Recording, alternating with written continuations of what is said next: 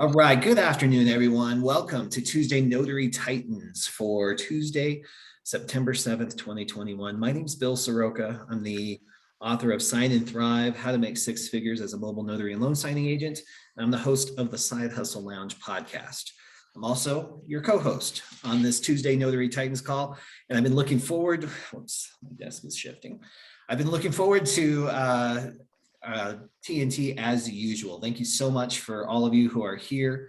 My co-host Laura Biewer should be on here shortly, and we'll dive into some questions. Remember, TNT is like an old-fashioned call-in radio show, except we're here live on camera, and we're going to go down the list. If you have a question, you can use the Zoom raise hand feature to make sure that we get to you.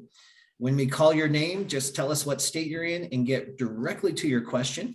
If we need some background information, Laura or I will certainly ask you some deeper questions. Before we get into that, I'm going to talk a little bit slowly. I want to give Laura plenty of time to get here. She has been teaching today, so she's going to be skidding in sideways, I think, to join us. We have a couple of events this week I think that you'd love to know about, especially if you are in Washington State. Laura is doing her state-specific advanced real-world notary training for notaries in Washington. It's this Saturday, September 11th at 9 a.m. Pacific time. You can reserve your seat at coachmelora.com/WA. And I'm going to type that into the window as well, into the chat. If you want to save $70 on that, I'm going to type this out too. Save $70 with coupon code PEEPS, P-E-E-P-S. Code PEEPS, get that in there for you. These trainings sell out. Guys, there's about 17 seats left. There might only be 15 as well. These state-specific trainings have sold out every single time. So if you're in Washington and you're looking for that next level of training that's really down to earth and real world about applying the laws and the guidelines for your state, you're not going to want to miss that one. And then also on Friday, I'm excited to introduce you all to Nick Koval. He created a e-journal that's pretty cutting edge and can be used in many, many states. What's really cool about this is it works in conjunction as an app on your phone, and it can capture the thumbprint for those states that have that requirement. So we're going to have just a real casual demo and conversation with him on Friday at 12 p.m. Pacific time. So that's 3 p.m. Eastern time on Friday. Totally free to join, totally casual. It's not a debate about e-journals or anything like that. It's just a really cool opportunity to meet somebody who had a new idea and put it into practice. And it has actually saved some incredible time and made some more efficient progress for notaries all over the country. So I'm going to type in that link in the chat window as well. It's just notarycoach.com/e-journal. If you want to join us for that, I'd love to have you there and introduce you to Nick. Now, without further ado, Laura Biewer, thank you so much for being here. Would you like to unmute and introduce yourself? Well, hello, everyone. Great to be on today. I just got back from Concord teaching a class. So just this moment, but I needed a few extra moments because, you know, I have to say hi to my little chalupa, right? My little puppy dogs who sat in the window waiting for me loyally until I got home. So now that I've taken care of them, hello to all of you. My name is Laura Biewer, and I am the founder of Coach Me Laura, as well as the Notary Symposium. And I have two great announcements today. The first one is Washington. I am ready to go to Washington. So my next live group training class is for the state of Washington. You're up. And we just put it up, and I think there's only about 15 seats left. So it went fast. So if you want to know about Washington and you didn't sign up yet, Bill, you put your put it in. It's coachmelora.com/WA. Absolutely. Yep. All right, so that's my first great announcement. My second one is symposium's getting closer. We're only a few months away. And actually, we only have a limited seating left. So if that's something you've thought about, then you might want to do it sooner than later, because we did sell out last time and people couldn't come once I sold out. I have a limited number for the license that I purchased. So if you're interested in that, just know that there is some seats left and would love to see you there. And Laura, where do people go to get tickets to that? So Bill, they can go to notarysymposium.com and then hit the buy tickets. And you can see there who all the speakers are, what the topics are. And of course, you know, the best part for those who have done Notary Symposium before, it's virtual live, so you're not watching recordings. It's all interactive, number one. And number two is we have a bunch of fabulous gifts that are going to be given away off the prize wheel. And we have lots of surprises in stores. So please come and have a good time. It's not enough to just learn how to hone your craft and build your business. You want to enjoy it while you're doing it. Absolutely. And that's so much fun. All right, let's jump in. You ready for some questions? Yeah, let's go. All right, bear with me 1 second. I'm working on a little tiny little tablet, guys. So I don't have my multiple screens up. So I'm moving a little slower than usual today. All right, let's do Randy Ventures. It looks like you got bumped up to the top of the list for questions. And I know you sent in a document. Is that what you'd like to talk about?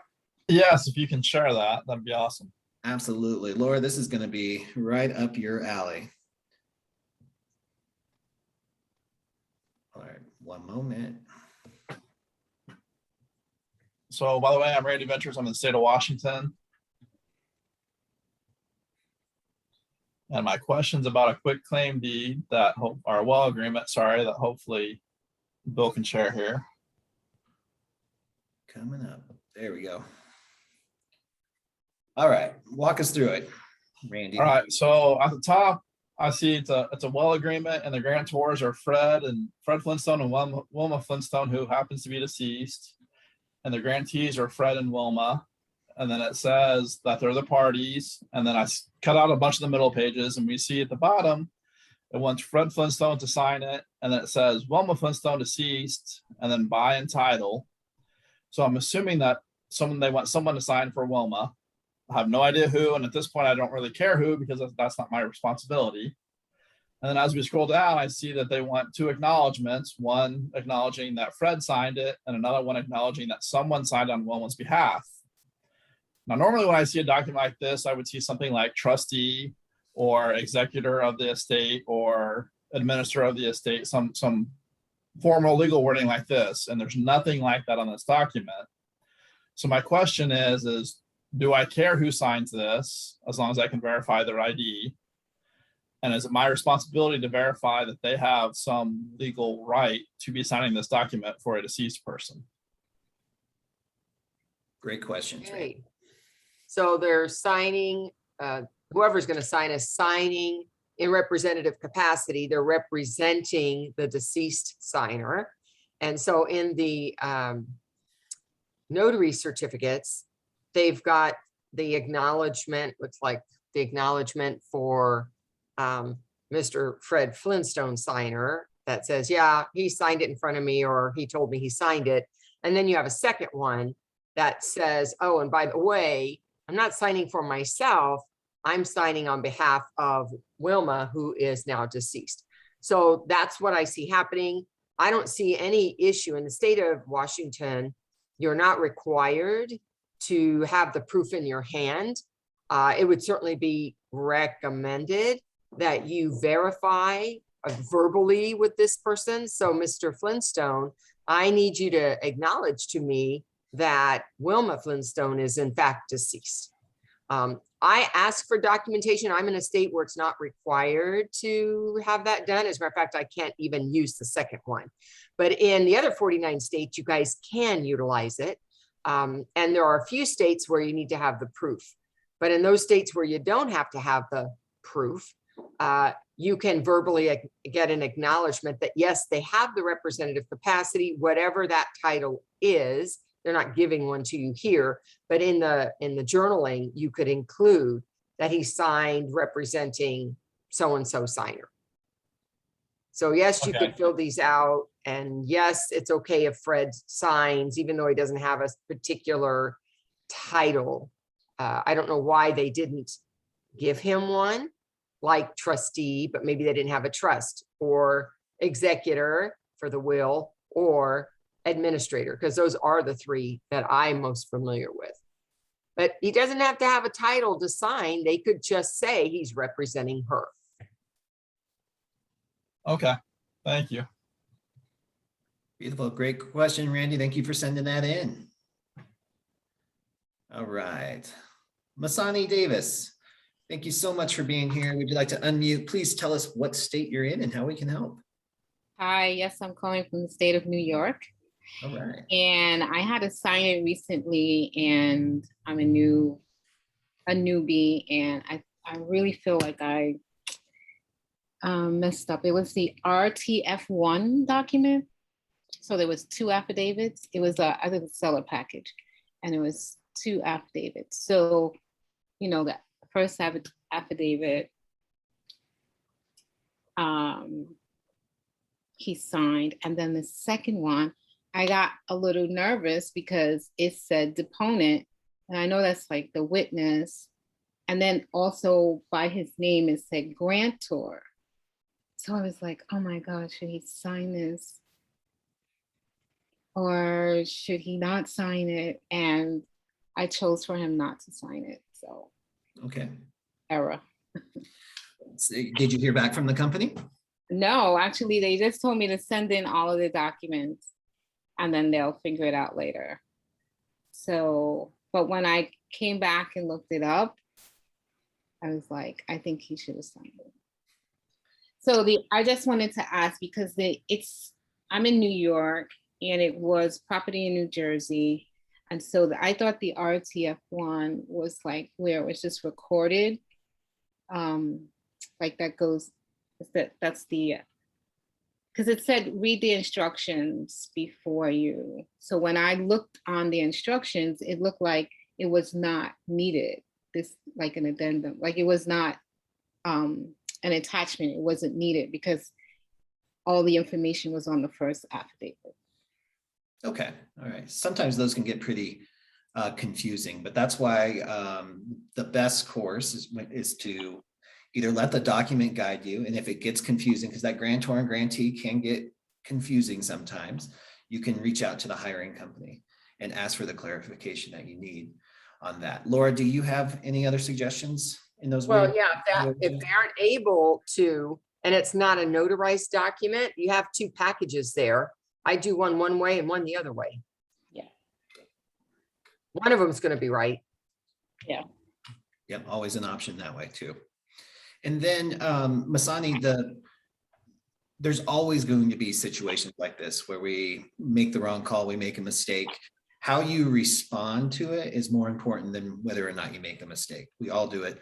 Laura still makes mistakes, if you can believe that or not. I make mistakes every day, but your response is what will determine the future of that relationship. So if they were to contact you back and say, oh, we do need this signed, we need you to get it taken care of, my recommendation, my policy is drop everything and fix it. Do it with a great attitude, own it, get it fixed, get it completed, and you can preserve that relationship for sure. Yes, yes. Thank you. Thank you very much. All right, you're so welcome. Thanks for being here. Debbie Gillis, thank you so much for being here. Would you like to unmute? Tell everybody what state you're in and how we can help. Hi, I am in Florida. Okay, everyone. I had my first reverse mortgage this week. All right. To the tune of, on Friday, and it took me all weekend to recuperate. To the tune of 280 pages. And I had to scan every one of those puppies back.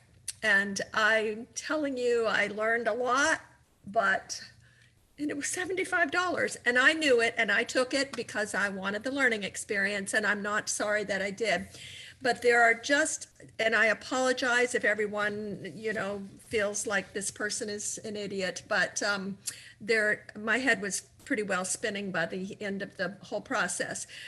The first one is about certificates, and there were 3 certificates in this pack that I feel like maybe this wasn't the right thing for me to do, but maybe I'm totally wrong. The first one was on the borrower's compliance, and then the second and third were on the name affidavit and signature affidavit. And they weren't completely compliant for Florida's laws, but that's okay, I know that. But there was a paragraph that basically was saying that the person whose name is subscribed is the person who they say they are. And all 3 of these certificates had the paragraph, pretty much the same, constant on that. My question is, after the paragraph, it said, on all of these, I certify under penalty of perjury under the laws of the state of Florida that the foregoing paragraph is true and correct. Witness my hand and seal, and I signed it and put my commission expires and I stamped it. And I feel like that maybe I was, notarizing my own testimony or was I supposed to do that? You understand we're not supposed to notarize our own signature. Yeah, I think I understand what you're saying there. Laura, what do you say? Yeah, you're not notarizing your own signature. It's an additional statement that says, don't lie. I'm not lying on the acknowledgement on anything I filled out, that it was on this date, it was with this signer, that he personally appeared, right? These are certifications you're making as a notary.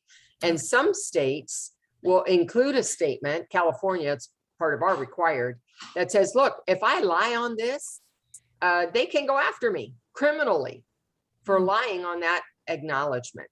And they could hold you to the same level as committing perjury, which could be a felony offense and could mean prison time. So that's all it's saying. It's really saying I, the notary, take responsibility for the information I filled out in the above paragraph, right? You're not responsible for anything in the document, but you are for what you fill out in the certificate. And it's saying the right state, you're Florida, and it was for Florida. Right.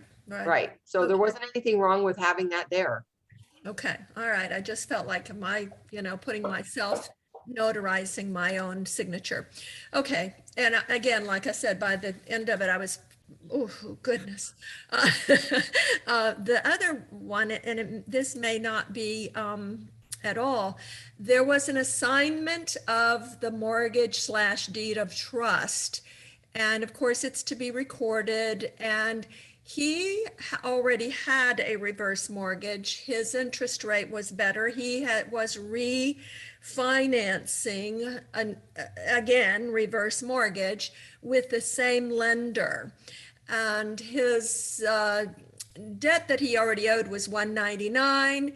He could borrow up to $396 or exercise that reverse, which he hasn't done it at all to begin with, and he doesn't plan on taking any of the money out of it. Anyway, but this assignment of this mortgage deed of trust said that they were securing this security instrument was $1,110,000. I guess I'm a little bit confused about why he has to assign that mortgage to begin with if he's still with the same company. And I know that they take it up to what they think it will be by the time he dies and his age expectancy, but $1,110,000. Can you help at all on that? I'm a little bit confused. Assignment of the mortgage deed of trust. Yeah, so, well, what's your question? The dollar amount or why it's an assignment? I think both. Think both. So on the dollar amount, He's assigning the same company. He's with the same, Well, Debbie, you're trying to apply logic to a sometimes illogical industry, sometimes. So remember, it's still tracked paperwork and it's a different loan, even if it's a different lender or the same lender. So they're going to go through the same paperwork. Now, usually an assignment of deed is often the once a mortgage is paid off or transferred to a different lender. And they'll have those in there sometimes just in case it gets sold on the secondary market. You don't see that too often with reverse mortgages, but it's going to be in there too. But was this a notarized document as well? I would have to look back. Yeah, Not be for her. yeah. It would, I think it is Usually notarized, but not for her. It would be at the time in the future. Oh, yes, that was also a but yes, I did not fill it out because I really knew that they were going to have to notarize it That's when the, they did, before they recorded that. and it's the bank officer usually. Yeah, Just you're like- correct, Carol. All right, But so you've changed so much. What? Oh. all right, Debbie. So did that clarify the But question? why so much? Why 1,110,000? The appraisal was only 740 even. The man is 78 years old. He's not going to live to that. I don't know. That would be a question for the lender, but like we would never want to get involved in that conversation at the closing, Exactly. right?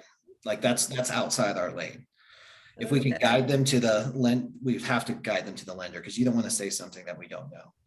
Okay, And they I might just have some wondered. calculation on It was a learning experience. I was trying to understand the Yeah. reverse mortgage process. It was, and I just thought I would ask while I was asking about that certificate. All right. Thanks a lot, Debbie. Thank you. All right, Kathy in California, how's it going today? Kathy, you want to unmute? There we go. Hi there. Hi. Hi. I'm on mute.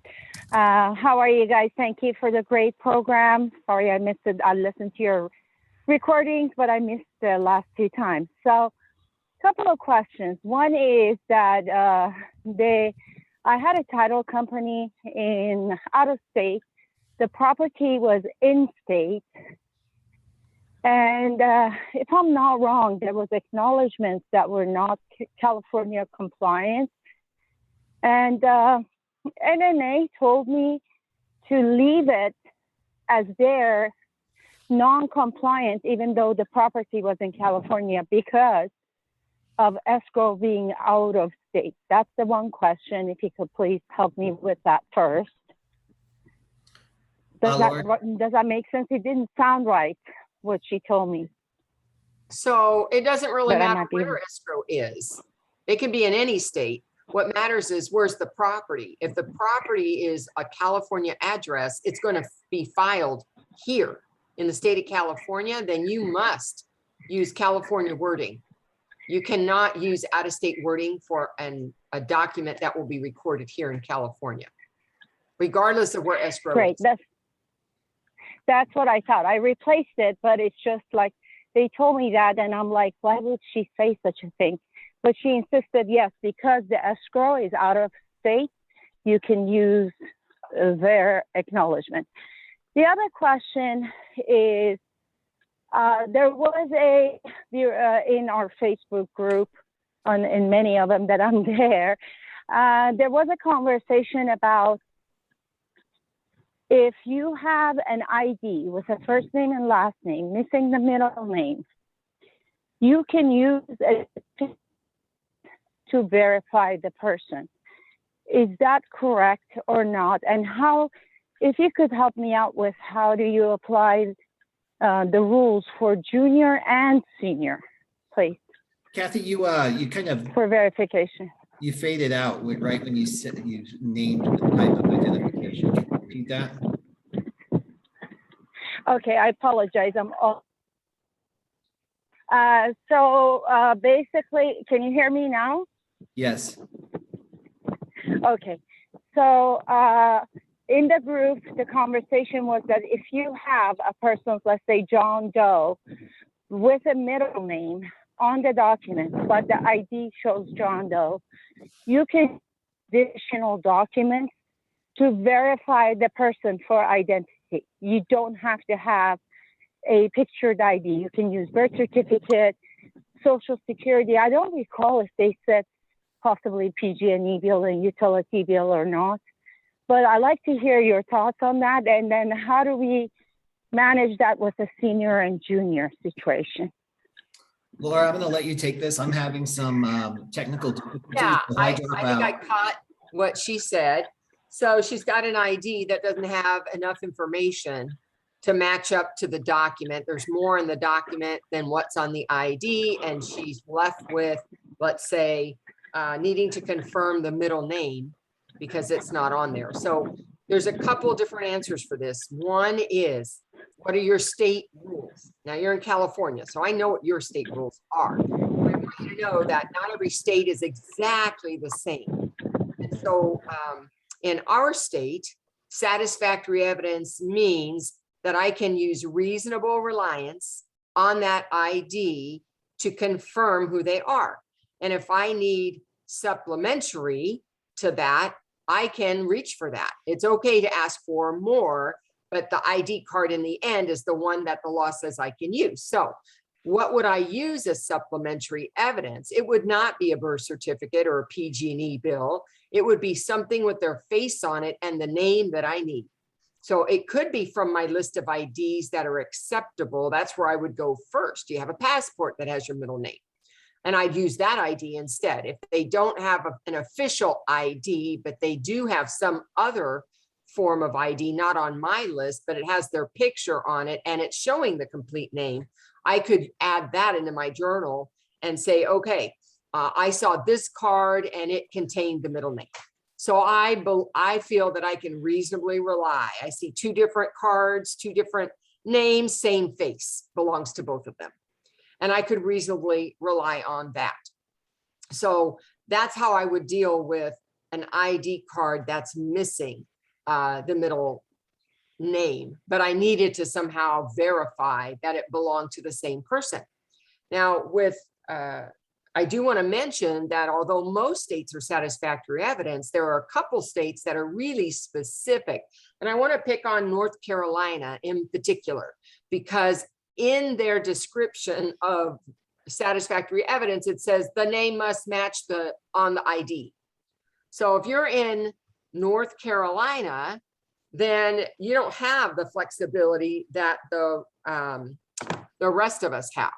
So I just want to say that's where it's really important that you know what your state statutes say, and if there's any commentary on that from your Secretary of State before you apply what I just said. In most states, what I said will work. The other thing I want to address is junior, senior. And the rule is they better have it. It better be on an accepted ID if it's on the document. Otherwise, we're not doing it that way. Or it better, if it's on the document, then it needs to be on the ID. I will not sign a signer, notarize for a signer, if JR or SR or the third is on the document and they do not have a formal ID to support it. No, we're not going to happen that way. Now, in California, I could go to two credible witnesses, and that would be another way for me to deal with it. If in fact they tell me, yes, I am junior, I'm telling you it is, I just never put it on my ID. I didn't think it was important. So I make them work pretty hard to convince me that the junior or the senior is correct. That is like the number one issue with fraud in the male population, between fathers and sons and other generations. So I'm very, very strict with that. The same rule applies, as I just mentioned, for missing the middle name. It's just that I'm much more restrictive in what I would take to support that, because I already know that can be a big issue. Does that help you, Kathy? Well, Kathy's muted. Unless you unmute to tell me yes or no, I think I answered the question. And you know what? I'm going to take the lead for a few minutes. There's some technical difficulties on Bill's end. So I'm going to go over to my participants list here. Come on, there we go, and see who's next. So Kathy is done. Let's go to, Okay, I'm here. Oh, I'm you're here. back. So I got Kathy, myself unmuted. did I Yeah, end- I hadn't muted it. Sorry. Yes, you did. There Okay. is unfortunately sometimes incorrect information goes through these Facebook pages. So I always come to you for assurance. Now, the other thing that they keep on saying in the groups is that, well, if the person has an ID, you cannot use credible witnesses. But my understanding is if they don't have an ID to buy the document, is that correct? So if he has an ID without the junior, can I still use a credible witness? so two Because things, Kathy, he so has we an can wrap up your Facebook group issues here. One is that, yes, if they cannot produce the ID that's acceptable for me, I can go to an alternative method, which would be credible witnesses. And then the second thing I want to say is Facebook is not your go-to for answers for anybody. They have different Right. states. They don't always tell you what their state is. They don't know your rules, so be careful, everybody. Just because somebody posts, consider the source. Because unless it's somebody that knows more than their own state, I would be very careful about accepting that. Now what you're accepting is somebody's opinion, and that's not the same as good counsel. All right. And my concern was the middle name thing. The middle name thing came from someone pretty experienced, which was surprising. So Kathy, experience maybe for their own state, and they're not specific. California. Uh-huh. Yeah. Well, coaching. That's why I wasn't sure. All right, Kathy. It's still on Facebook. I would be very careful about that. I post on Facebook. I agree. Never post until I research that state's answer to make sure I was correct before I posted it there. But not everybody. I agree with you. Not everybody does that, so be careful. That's all I want everybody to know. That is why I come to you, Laura. All right. Thank you so much. I appreciate it. Thank you. All right. Can we go down to Celicia? Hey, greetings, everyone, and Happy New Year. Thank you. Does anyone have any apostille experience with China? China. Oh dear, I heard an oh dear. Yeah. I've already gotten the Secretary of State from Florida done. I've gotten the United States apostille-ish thing done. But when I went online, looked at their stuff for China, sent it to the embassy, and they turned right around and sent it right back to me. Yeah, the embassy may not be working because I'm doing stuff for the Philippines that's supposed to go through the embassy, and they won't do it right now. So they sent it back to me, and it has to go through a apostille process because there's nothing else to do in order for it to go through. But have you checked in with Judy Lawrence? I have not checked in with Judy. I sent I just recently watched that video that was on the NNA little web blast that came out. It was a little 30-minute thing about apostille. And she said she uses U.S. authenticators. So I sent them a message because that's what she said she used, but I haven't heard back from them. So I was just wondering if anybody had a China, connection or some advice. Experience with apostille China specifically, please say so in the chat so we can see who you are. And then I would recommend that you go directly to Judy, not who she talked about, because she does have experience with that. All right, thanks. Did anybody say anything? Nope, sorry, we're out of luck here. All right. Hi, Laura, I'm back, but I'm on my phone. So if you want to keep control, that's totally Okay, fine. until he's not on his phone. How about Pat? Pat McGee. Hi. Yes, this is Pat. Can you hear me okay? Yeah, Pat, go on. Go ahead. Hi, everybody. My question was for Bill and also for the rest of the group as well. So mine is about marketing and using LinkedIn for marketing. So obviously Bill is the expert. And what I'm finding is that I'm looking at escrow companies and I, maybe go introduce myself and want to follow up using LinkedIn to, start to follow them on LinkedIn, and it seems like a lot of the people that I have met are not active, and it may be because I'm looking at smaller escrow companies, but a lot of them are not active. All right. And so I'm wondering Well, then, how do I develop that relationship? Laura, can you mute out whoever is with the background noise?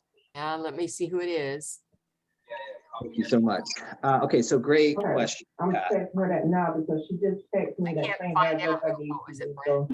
So, that's great. I think that it's you did Trisha that. Jackson. Very Okay. cool. Tarsha. Please mute and you- please if you mute just check, yourself. you know, That's right Tarsha now Jackson. everybody having a hard time Laura, they'll be getting right that. I don't towards see the who it is, Bill. Check will be processed Sorry, in guys. about 4 weeks. Give me 1 second. Let me see if I can get it. Again, let me go to another screen. Oh, I got it. Okay, thank you. I got Tom. I'm muting you too, Tom. All right. Sorry, guys. Okay, Pat, great question. Love technology. So the question was, you are attempting to market and stay in touch and use LinkedIn, but you're finding that some of the people that you are engaged with are not active on LinkedIn. Is that right? Right. So they do have a profile.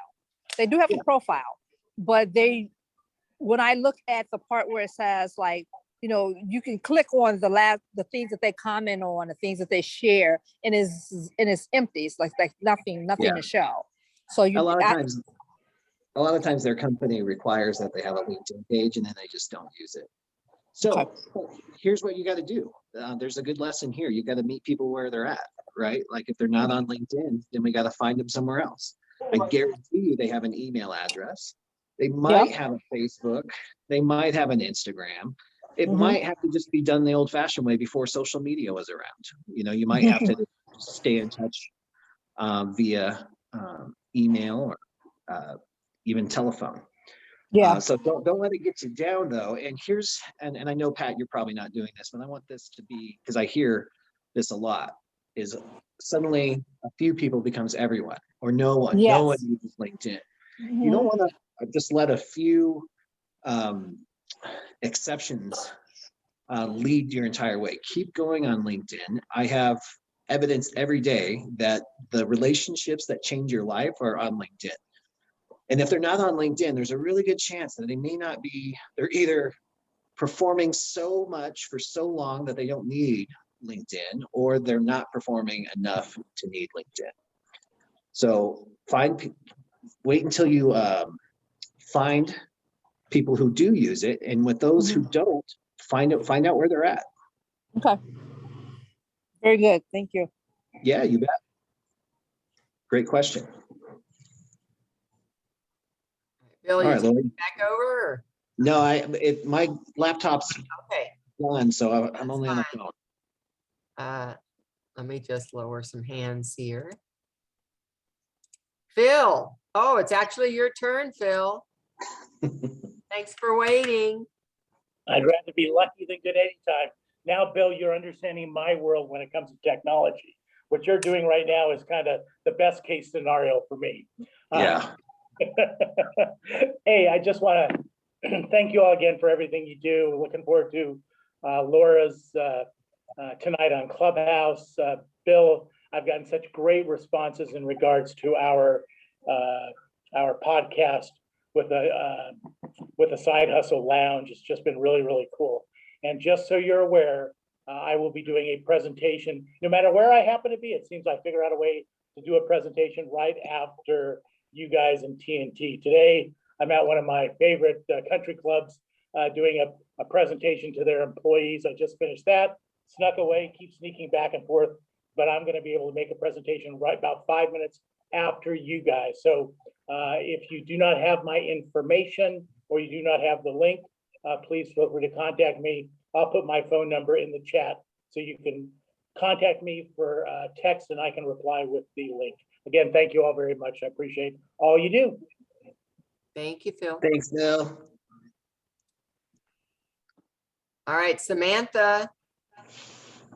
Hi. Hi. I believe I've asked this question on a different platform before, but for some reason I can't remember the answer. So it's a general notary question. So trusts, are witnesses required? Or just the notary good enough?